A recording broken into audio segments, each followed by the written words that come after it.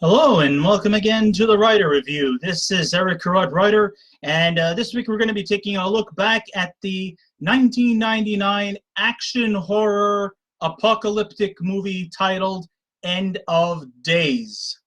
Now, End of Days runs for 2 hours and 3 minutes long. It is directed by Peter Hyams. It is produced by Armyan Bernstein, Bill Borden, and Thomas Bliss. The script was written by Andrew W. Marlowe. The score was done by John Debney. The cinematography was also done by Peter Hyams, and the editing was done by Steve Kemper. And the stars of the movie are Arnold Schwarzenegger, who, after his absence for a couple of years after the movie, Batman and Robin, he was kind of like out on hiatus because of the fact that I think he was having surgery. So he was kind of like out of action for a while, but he eventually did come back, and he was back in the saddle again. You know, he was back doing what he does normally. Go out there, star in an action movie, and kick some motherfucking ass. All right, also in this movie, we have Gabriel Byrne. We also have Kevin Pollak, Robin Tunney, Rod Steiger, CCH Pounder, Udo Kier, Miriam Margulis, and Mark Margulis. No relation. Okay, so I guess you could say this is Arnold Schwarzenegger's attempts and efforts to star in a much more darker themed movie. So you could say that maybe some of his other films like The Terminator, Commando, Predator, Conan to some extent, Conan the Destroyer, Red Sonja, they may have some kind of dark territory in here. But I think this is Arnold Schwarzenegger's kind of like step up to more of a horror film with, of course, a lot of action to go with it too. And it also sort of sometimes raises some eyebrows about the possibility of the apocalypse. Do you think that we might have an apocalyptic world war? Do you think that the worlds from the sides of good and evil will come and have some kind of a clash which will determine the fate of humanity? I don't know. I mean, it just all depends on a person's perspective. Of course, you know, this movie came out in 1999, and what was the big thing that happened in 1999? That's right, Y2K, the turn of the new millennium. That time when people were in fear that the world was going to shut down, all the electricity was going to shut down, we were going to be starving, you know, the midnight hour was just about near past. People feared that the gates of hell will break loose, and all the evil manifestations was going to come and bestow our broken hearts, or a few broken souls, whichever they wish to go first. This was actually just kind of like the ironic coincidence of when this movie actually did come out. So in this horror action movie, End of Days, we have Arnold Schwarzenegger. He assumes the role of Jesus Christ. What was his name again? Jeremiah Kane. I might as well just say Jesus Christ, since they both have the same abbreviations, JC. Anyhow, yes, it's practically Jesus Christ going incognito and under the name, actually, it's not Jeremiah Kane, it's Jericho Kane, as he procures his role as the savior from the devil's wrath for the next 1,000 years. According to director Peter Hyams, this is definitely the most pro-religious film in cinematic history. It's also nifty that the greatest action film star ever has turned his heavy ammunition in exchange for faith in God. With that said, I asked myself, can Schwarzenegger be able to withstand this movie without his ammunition? Because in this movie, he's playing. I mean, usually in a lot of movies, ammunition just comes in handy for him. I mean, even some of his more light-fared stuff. Okay, maybe we'll take out Twins and Junior, because those two movies where he was definitely trying to break out of that stereotype. Well, it just does not work. Come on, when it comes to action scenes, Arnold Schwarzenegger has never met a weapon he didn't like. So yes, is he able to withstand this movie without the ammunition? Of course, he's the kind of guy in this movie, his character is not depending on ammunition to get the best of his adversary. Even though he's just relying on his fighting skills and his techniques to overcome any kind of adversary.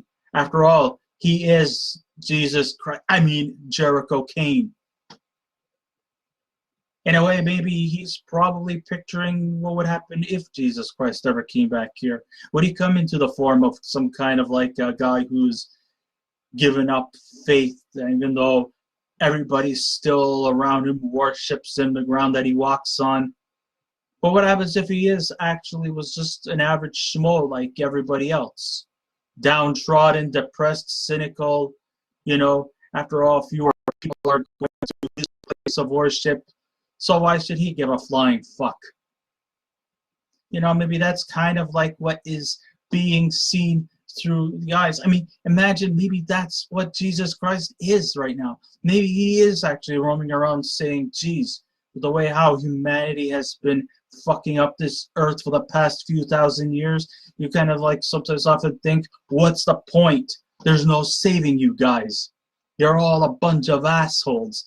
And maybe that's probably like what Jesus Christ would be thinking right now if he did come back here. He would be cynical, sort of similar to Arnold Schwarzenegger's character of Jericho Kane. Okay, the story pans out just like the traditional apocalyptic action film, with as many recyclable elements from other films, making this film actually lack in originality. Sure, it's got some provocative philosophical stuff in there, but when you think about it, when the smoke clears and when all's said and done, basically this is just pans out as a traditional by-the-numbers action film with some horror elements to it. Nothing more, nothing less. What more can I say? So we have the leading character, Jericho Kane, who is pretty much downtrodden. He's on the brink of suicide. He is still, distraught because his wife and his daughter passed away, and he just finds that there's really no point of just sticking around. The only thing that he cherishes comes in the manifestation of a ballerina music box that once belonged to his deceased daughter. And every day he thinks of his wife and his daughter's death and has kind of left a big guilty wedge between them. And being that he was hardly ever at home to spend time with them. Of course, Hollywood would likely rub that in our faces. Once again, another edgy, downtrodden, anti-hero type. And that's kind of like what you get in this movie. It's by the numbers. There's no originality to the stories. Why is it that Hollywood seems to want to decide on making every protagonist have issues? Can't we at once have a happy hero, a happy protagonist? Why do all the protagonists have to be sullen, drab, and miserable? And it gets to the point where it becomes monotonous and sickening. And you see it here too. Here is no exception. End of Days is no exception. So once again, we have the anti-hero story rubbed in our faces. A guy who will say, oh, I love you so much, and he would simply tell you to fuck off. But because he is the protagonist, we are all manipulated into liking him. So Jericho has a chance to redeem himself by trying to save the life of a young 20-year-old. I think that's her age. She's a teenage, early 20s. Her name is Christine York, and she is played by Robin Tunney. And it's up to Jericho's initiative to protect this young girl so that she doesn't end up becoming the mother to the devil's child. And I'm going to say, even though this is an Arnold Schwarzenegger vehicle, I got to give hats off to Gabriel Byrne. That's right, Gabriel Byrne. I mean, he's really the scene stealer here as the epitome of Satan, posing as a menacing businessman, complete with an evil grimace. At one time, and the thing is, you know what's even more mysterious about this businessman? He doesn't even have a name. He's practically just an average business guy who just so happens that the devil had climbed into his soul, and now he's spreading his seeds of evil. And that before the start of the new millennium, the devil wants to have a child so that he or she could spread the world of evil. And that who's the target? Christine York. And why is she the target? Because of a certain birthmark placed in her, which actually makes her the chosen one. In reality, Byrne was just a banker who's been possessed by the devil while in a restaurant bathroom. The evil entity makes residence in this poor soul's body and fulfills his wrath within him. One time, he was a mild-mannered gentleman, but then after leaving the bathroom, he comes out a different person, and then he purposefully grabs a woman's breasts and then proceeds to kiss her. Most might simply just call it rape, but she seems somewhat infatuated by his sudden groping.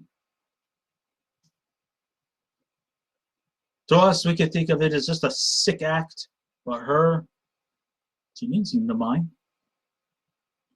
It may not be categorized as a personification of evil, but knowing the scriptwriters behind this film, they may tell you a different story. It turns out that Satan's mating ritual with Christine must emanate before New Year's Eve of 1999 and the start of 2000, and that Christine's future is at stake. In one of the more macabre scenes in End of Days, we see the origins as to why Satan chose Christine. Christine was once abducted from the maternity ward to the morgue and was injected with snake's blood, while Satan's followers started chiming evil prayers in Latin. Since then, she has been watched over a guardian who goes by the name of Mabel, played by Miriam Margolyes. At least she could strike the most untouchable Schwarzenegger when the action gets rough. I mean, could you think about it? This Miriam girl may look like a frat, frumpy, late middle-aged woman, but she even gets involved in the action with Arnold. And yeah, I know you're thinking it's wrong for Arnold to touch a girl, but he's actually doing it in self-defense. I mean, hey, if she's on the attack and she's being aggressive, you're not just gonna sit there and let her kill you. No, you have to defend yourself somehow, and if it means having to go be rough with her, so be it. I mean, you're practically choiceless. What are you gonna do? Just let her attack? No. So she actually gets into a scuffle with Arnold Schwarzenegger. I mean, consider that kind of almost like a badge of honor in itself. Of course, Schwarzenegger wins because, the long tail, the good guys always win. Cliche. Recyclable. Detective with suicidal thoughts. Spells a certain Martin Riggs here. I'm just saying. This is just basically my observation skills in fine tune. The movie seems to touch upon ancient mysticism with a very convoluted logic to it, which is in some ways interesting in itself. However, it's still action film top priority, and doomsday and conspiracy theories, which raise philosophical possibilities, as nothing more than just an afterthought. When the smoke clears out, all this apocalyptic garbage is just secondary. This is an action kick-ass film, like the way you would expect from a Schwarzenegger film. So if you start to have questions about the apocalypse and about doomsday and the end of days coming near, well, all that horror element is just pushed aside. It's still kick-ass action. That's what it is. Is that entirely good? No. Is it entirely bad? No.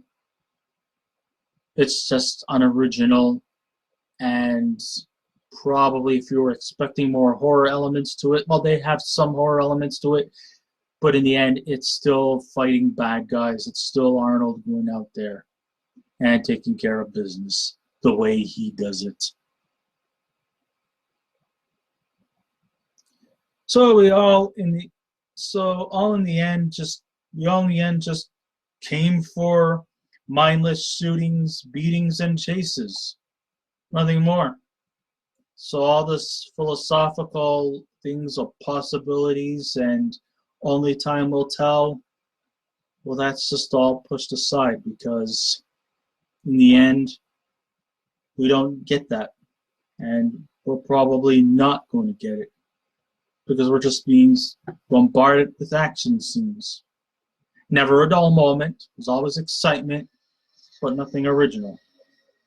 How one character definitely rips out his tongue, puts it in a jar, and gets nailed to the ceiling of the hospital room. Sick, but effective, I guess. This helps Jericho solidify what he's up against. Alongside Kevin Pollak as his one-liner-induced sidekick, Bobby Chicago, Schwarzenegger can overcome the religious barriers and spew out a rather mean-spirited quip due partially because, hey, the guy's an atheist. And again, when you think about it, if Jesus Christ came back here to earth, he would probably think about, you guys worshipped me, and this is the thanks I get. Well, think about it, now that I come down here, I may as well regard myself as an atheist. That's probably like what old JC would do if he came back here. So after a 2-year hiatus from the god-awful 1997 Batman and Robin, Arnold looks like he has trimmed down and definitely stepped up his ante a bit in the action scenes. But it's because of this implausible script that is the main elephant in the room that holds him and the others back from their potential. It's unconvincing to see Schwarzenegger dangling one-handed from a skyscraper.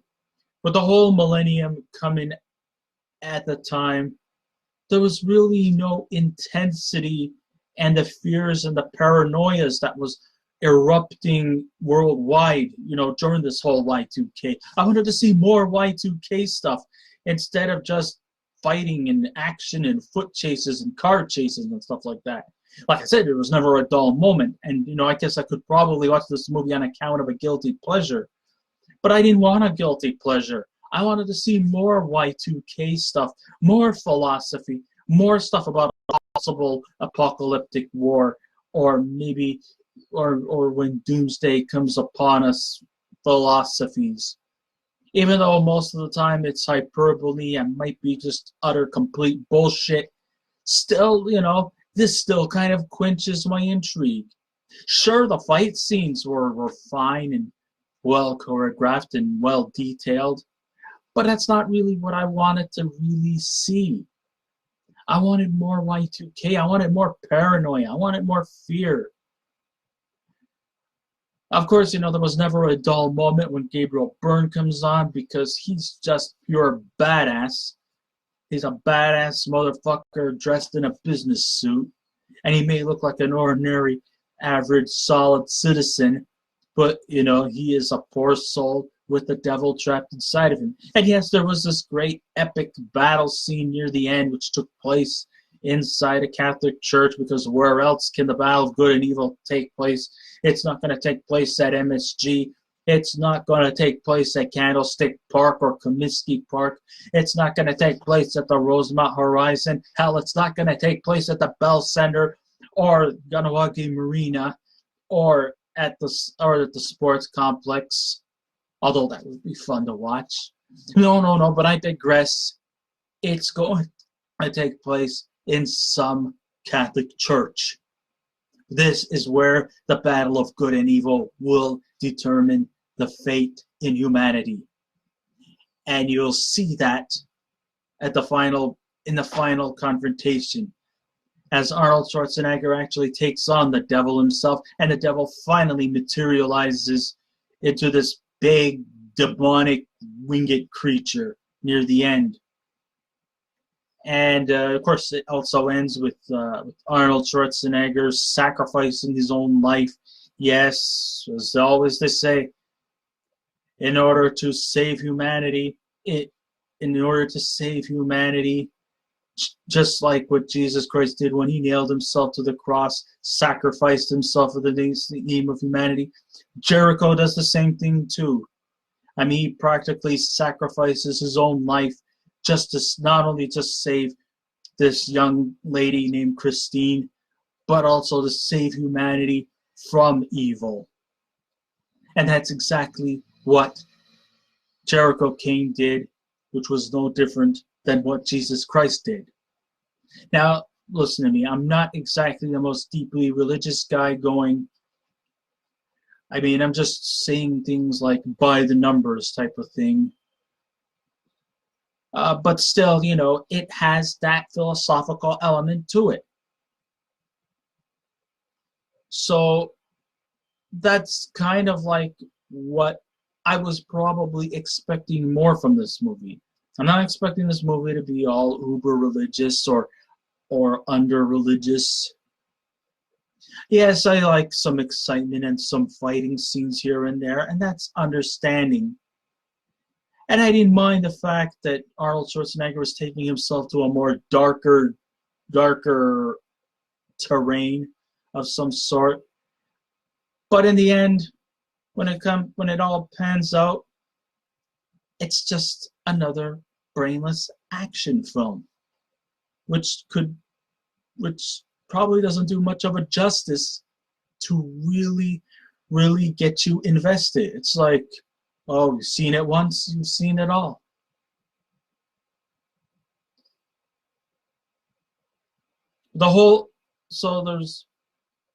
I just wished that the whole Y2K thing was taken into more deeper scrutiny, which in the end makes it all unfulfilled.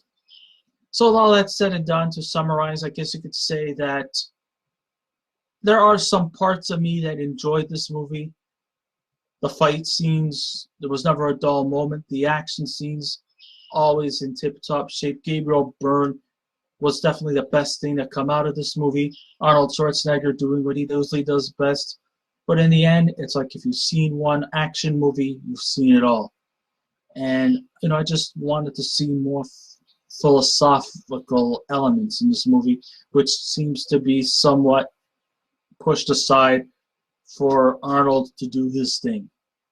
Honestly, it was great to see Arnold back, and it looks like he hasn't lost a beat.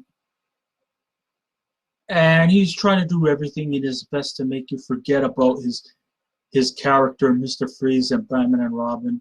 And I think he does pull that off pretty well. I can't say much for the rest of the characters because they're all secondary.